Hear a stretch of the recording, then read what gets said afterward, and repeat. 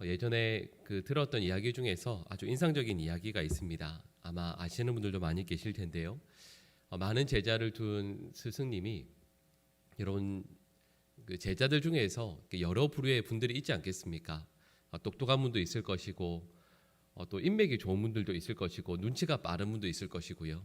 근데 그 많은 제자들 중에서 이 훌륭한 선생님이, 이 스승이 가장 좋아하는 그 제자가 있었습니다. 근데 그 제자는 말씀드렸던 것처럼 똑똑하거나 아니면 또 배우는 속도가 빠르거나 아니면 또 눈치가 빨라서 또 사람들의 아니면 누군가의 마음을 시원하게 해주거나 이런 사람이 아니었습니다.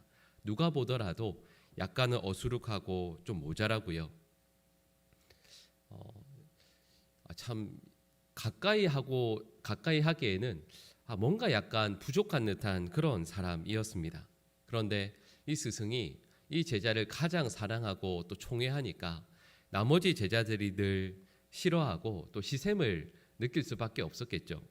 근데 어느 날 이제 이 제자들이 스승님에게 이렇게 따집니다. 아니 스승님은 어떻게 여기 똑똑한 아이들도 있고 또 어느 곳에서나 오라고 하는 제자들도 있는데 왜 저 친구만 저렇게 사랑하십니까? 총애하십니까? 이렇게 여쭈니까 스승이 이제 그 모든 제자들에게 작은 새를 한 마리씩 나눠주면서 얘들아 이거 아무도 안 보는 데 가서 새 죽이고 와라 이렇게 말을 하시는 거죠.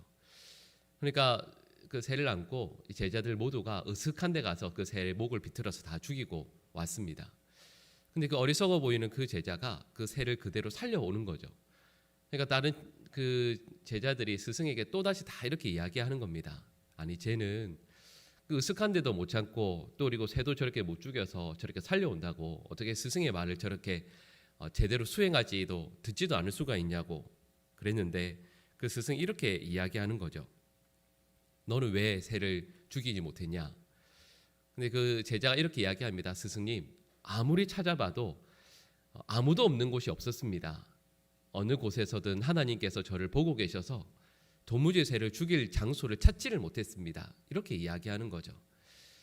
그러면서 이 스승이 이 제자들에게 이렇게 이야기하는 겁니다. 봐라, 내가 이 제자를 사랑할 수밖에 없는 이유를 너희가 다 듣지 않았느냐. 이런 실은 참 짧은 이야기죠. 그리고 뭐 별로 어려운 이야기도 아닙니다. 근데 여러분 이 어렵지 않은 이야기를 실은 이 이야기가 저희 그리스도인들에게 가장 중요한 이야기 아니겠습니까?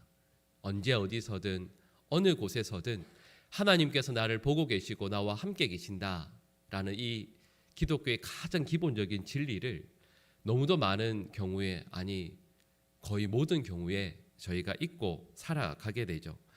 오늘 본문 말씀을 보시면 제가 방금 말씀드렸던 이 어리석은 제자 같은 모습의 사람이 나옵니다. 바로 요셉이죠. 그럼 오늘 저희 이 본문 말씀이 성경에 있으니까요. 아유 요셉이 참 훌륭한 분이구나.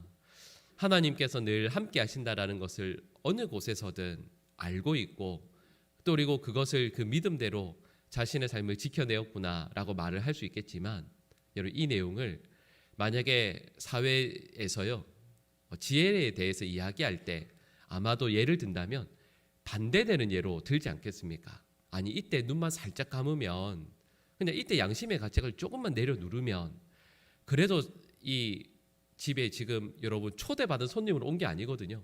노예로 팔려오지 않았습니까? 노예로 팔려온 사람이 이때 눈만 조금 감으면 노예가 무슨 양심이 있다고 아니 노예가 무슨 지킬 자존심이 있다고 이렇게 하나. 조금만 눈 감으면 조금만 모른 체 하면 이곳에서 잘 살 수 있는데 아마 세상에 있는 모든 사람들이 그렇게 이야기하지 않겠습니까? 오늘 본 말씀을 보시면 이 요셉은 아무도 없는 그곳에서 여러분 실은 그때 아무도 없다라는 걸 우리는 이 말씀을 보면서 알고 있습니다. 요셉이 하나님께서 나와 함께 계신다라는 걸 고백하기 전까지는 여러분 이 말씀까지 읽으면 우리도 그렇게 생각하잖아요. 우리도 그렇게 인정하죠. 지금 이 말씀에서는 요셉과 보디발의 아내만 나옵니다. 그리고 이건 보디발의 아내가 이 큰 집에서 그 수많은 사람들이 이 집안에 아무도 없다라는 말은 의도적으로 비웠다라는 얘기일 테니까요. 그걸 요셉이 모를 리가 없습니다. 그리고 만약 이런 상황이면 우리도 당연히 그렇게 받아들이겠죠. 근데 제가 처음에 말씀드렸던 그 어리석은 그 제자처럼 요셉은 이때 이렇게 이야기합니다. 지금 여기 아무도 없는 게 아니라고. 하나님께서 계시다고 그는 분명히 말합니다. 그리고는 보디발의 유혹을 거절하고 잡힌 옷마저 벗어 던지고 도망치게 됩니다. 만약에 거기에서 이 보디발의 아내의 유혹을 받아들였다면 요셉은 어쩌면 아주 편안하게 남은 삶을 살 수도 있었습니다. 그런데 하나님께서 보고 계시다는 것 때문에 요셉은 이것을 거절하죠. 여러분, 제가 방금 말씀드린 이 내용을 저희 모두가 모르는 것은 아닙니다. 하나님께서 분명히 우리와 함께 계신다, 하나님께서 우리를 보고 계신다라는 것을 우리 신앙의 용어로 또 신앙의 언어들로 믿고 고백하는 것이 우리 모두이죠. 실은 그렇게 살아가는 것이 결코 쉽지가 않습니다. 여러분, 혹시 그런 경우들 있지 않으세요? 왜 부부싸움을 하게 되면 처음에는 소리도 지르고 뭐 있는 거 던지기도 하고 그렇게 합니다. 근데 제일 그 마지막 단계가 뭐냐 하면 분명히 같은 집 안에 있는데 상대방을 무시하는 겁니다. 아내와 남편을 이렇게 마주치는데 얼굴을 대하는데 그냥 지금 이 공간에 없는 사람인 것처럼 그냥 그렇게 대우하는 거죠. 왜 그렇게 하냐면 그게 상대방에게 가장 마음 아픈 일임을 알고 있기 때문입니다. 그걸 당했을 때 내 마음이 가장 아팠고 또 그걸 상대방에게 할 때 상대가 가장 마음이 아플 것을 알고 있기 때문이죠. 그런데 많은 성도들이, 많은 신앙인들이 마치 하나님께 그렇게 살아갑니다. 분명히 하나님께서 나와 함께 계신다라는 것을 알고 있지만 의도적이든 의도적이지 않든 하나님께서 마치 나와 함께 계시지 않는 것처럼, 하나님께서 나와 눈이 전혀 마주치지 않는 것처럼 그렇게 살아가죠. 여러분, 그러면 생각해 보십시오. 하나님께서 그걸 다 알고 계실 때 여러분 늘 하나님께서 나와 함께 계시는데 하나님이 계시지 않는 것처럼 살아가는 성도들을 늘 대하시다가 어느 날 어느 순간 어느 자리에서 오늘 말씀에 의하면 노예로 팔려온 한 소년이 지금 이 순간 하나님께서 계신다라는 걸 분명히 알고 그 하나님과 눈을 마주치고 그 하나님과 대화하고 하나님과 한 공간에서 내가 살아간다는 것을 분명히 인정하는 그 요셉을 하나님께서 대하고 계시다고 생각해 보십시오. 여러분, 그러면 하나님께서 어찌 그를 버려두시겠습니까? 여러분, 그래서 오늘 본문 말씀을 보시면 요셉은 아무도 없는 곳에서 하나님을 느낄 수 있는 사람이고 또 가장 고통스러운 그곳에서 하나님을 바라볼 수 있는 사람으로 점점 성장하고 성숙하고 있다라는 것을 우리는 알게 됩니다. 여러분, 그래서 분명히 요셉은 이 보디발의 집에서는 노예였잖아요. 근데 여러분, 이 말씀을 보시면 분명히 요셉은 노예이지만 마치 노예가 아닌 것처럼 행동하고 있습니다. 여러분, 노예가 어떻게 주인의 안주인의 그 손을 뿌리칠 수 있겠습니까? 어차피 그 앞에서 도망칠 수 있고 그 앞에 소리를 지를 수 있겠습니까? 근데 요셉은 마치 자유인처럼 그 주인의 그 부인을 대하고 있습니다. 그리고 결국에는 누명을 써서 감옥에 들어가죠. 근데 그 감옥 안에서도 죄수로 살지 않습니다. 분명히 신분은 죄수죠. 근데 요셉은 이곳에서 죄수로 살지 않습니다. 그는 이곳에서 마치 자유인인 것처럼 누구보다 신실하게, 누구보다 훌륭하게 지금 이 감옥 안에서 살아가고 있습니다. 어느 곳에서든 하나님을 잊지 않고 하나님의 뜻대로 살고자 몸부림치는 하나님의 사람, 어느 곳에서나 하나님의 함께 계심을 인정하고 하나님을 늘 바라보고 하나님과 눈을 늘 마주치는 그 사람을 하나님께서 버려두지 않으시죠. 요셉은 분명 죄수였고 노예였습니다. 이것이 그의 신분입니다. 그런데 우리는 말씀을 통해서 그가 누구보다 존귀한 자였고 누구보다 자유로운 자임을 알게 됩니다. 왜냐하면 세상에서 부여하는 신분대로 산 것이 아니라 그는 하나님을 대하며 사는 사람으로 지금도 살고 있기 때문입니다.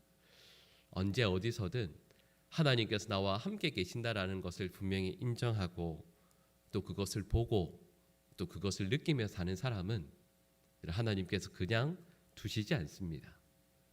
그곳에서 죄수이든 노예든 몸이 아픈 분이든 힘든 분이든 그렇게 살게 두시는 것이 아니라 하나님은 그를 존귀한 자로 세워주십니다.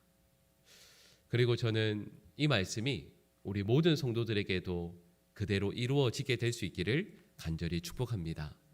여러분, 그렇죠? 세상의 환경이, 세상의 사람들이 우리에게 부여하고 정의하는 신분과 상황이 있습니다. 어떻게 보면 우리는 요셉보다는 낫죠. 요셉처럼 우리는 노예도 아니고 이 감옥에 갇혀 있는 죄수도 아니니까요. 그런데 저희 스스로도 인정하는 신분이 있습니다. 아무것도 가지지 못한 사람, 몸이 아픈 사람, 또 자녀의 앞날이 풀리지 않아서 마음 아파하는 사람. 여러분, 이런 여러 가지 우리의 환경들이 우리를 규정하는 어떤 존재, 신분이 있죠. 여러분, 그런데 우리 모두는 그렇게 살아갈 수도 있습니다. 그러나 어떤 상황, 어떤 자리에서도 전혀 다른 사람으로 살아갈 수 있다라고 오늘 본문은 우리에게 말씀하는 거죠. 어떤 상황, 어떤 자리에서든 그렇게 살 수도 있지만 하나님 앞에서 사는 사람, 하나님 앞에서 서 있는 사람, 하나님과 눈을 마주 대하는 사람, 그렇게 우리는 살아갈 수가 있습니다. 저는 우리 모든 성도들이 말씀드렸던 우리 스스로 규정하는 어떤 자리에서가 아니라 하나님과 늘 함께하는 사람으로 오늘 하루도 우리 평생의 삶도 살아가실 수 있는 우리 모든 믿음의 백성들이 되시기를 간절히 축복합니다. 기도하겠습니다. 사랑의 하나님, 저희들 모두가 만나는 어려움들이 있습니다. 결코 형통과는 너무도 거리가 멀어 보이는, 형통이 아니라 빈궁이요, 아픔이요, 괴로움이고, 자녀들로 인해서 또 사랑하는 부모님들, 또 나 자신의 건강, 경제적인 문제, 이 모든 것들로 인하여서 아프고 힘든 그 자리에서 우리가 살아간다라고 생각합니다. 하나님, 그런데 오늘 본문 말씀은, 오늘 성경 말씀은 저희에게 그 모든 것들을 뛰어넘어서 하나님과 함께하는 삶을 살 수 있다라고 말씀하고 있고, 그리고 하나님과 함께하는 바로 그 삶이 진정한 형통한 삶이라 말씀하고 있습니다. 하나님, 우리 모든 성도들에게 형통한 삶을 허락하여 주시옵소서. 하나님과 눈을 마주대하며 하나님과 함께 이 공간을 살아가는, 그리고 이 시간을 살아가는 모든 주의 백성들 될 수 있도록 도와주시옵소서. 간절히 소원하며 기도합니다. 하나님, 우리의 자녀들이 하나님과 함께하는 형통한 삶 살게 하여 주시옵소서. 분명히 경제적으로도 또 여러 가지 상황으로도 어려워 보입니다. 그러나 하나님과 함께하는 삶을 날마다 연습하고, 또 그래서 그 삶이 주님에게 더욱더 성숙한 삶으로 나아가게 될 때 하나님께서 반드시 그 감옥에서 혹은 그 노예의 삶에서 이끌어내어 주실 것을 저희가 믿게 하여 주시옵소서.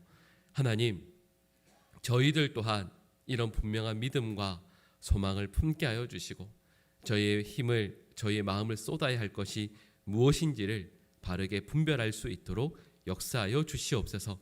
사랑하는 우리 모든 성도들, 그리고 우리 보강중앙교회가 하나님 앞에서 형통한 삶, 그리고 형통한 은혜를 누리게 하여 주시고, 오늘 하루의 삶 또한 하나님의 손에 온전히 내어 맡겨드리며 하나님께서 우리와 함께 하실 것을 구하기에 하나님의 손을 결코 놓지 않는 모든 주의 백성들의 삶이 될 수 있도록 주님 역사하여 주시옵소서. 이 모든 간구를 예수님의 이름으로 기도드립니다. 아멘.